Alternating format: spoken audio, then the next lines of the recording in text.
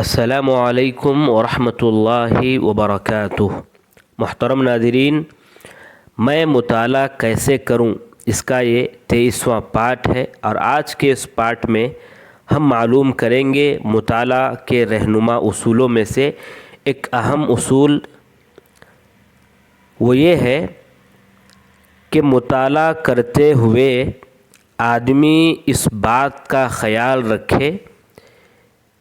کہ وہ جس کتاب کو پڑھ رہا ہے آخر اس کا مقصد کیا ہے، اس کتاب کو کس حاجت کے تحت پڑھ رہا ہے، اس کتاب کے ذریعے آخر وہ کیا مواد حاصل کرنا چاہتا ہے، تبھی وہ اس کتاب سے مواد جو مطلوب ہے اس کو حاصل کر سکے گا۔ کیونکہ کوئی بھی کتاب ہے اس کو ایک موضوع کے تحت لکھا گیا ہے، تو اس موضوع کو سمجھانے کے لیے مؤلف مختلف چیزوں کو بیان کیا ہوگا، مختلف پہلوؤں سے بات کیا ہوگا۔ اگر قاری اپنے مواد کو ذہن میں نہ رکھے،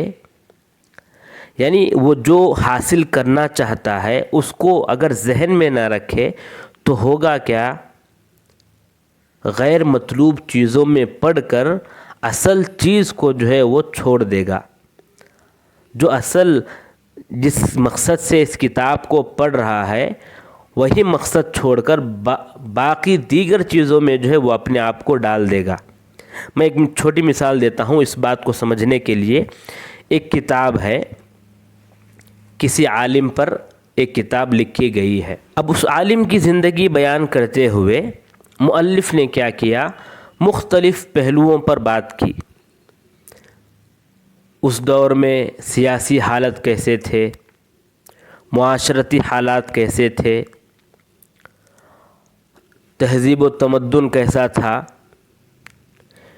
علمی دور اس دور میں کیسا تھا، علم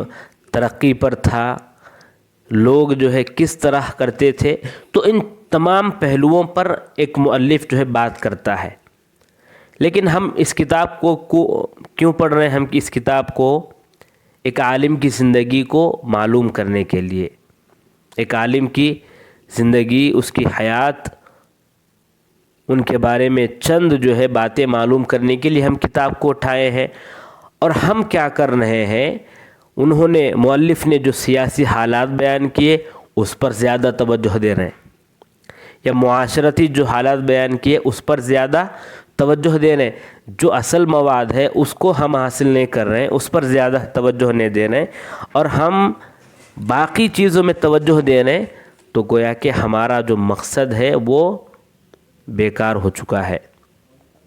ہم جس مقصد کے لیے اس کتاب کو اٹھائے ہیں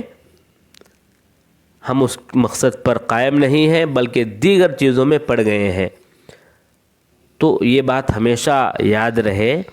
کہ ہم جس مقصد سے کسی کتاب کو اٹھاتے ہیں پڑھنے کے لیے، اس کتاب میں مختلف چیزیں آئیں گی۔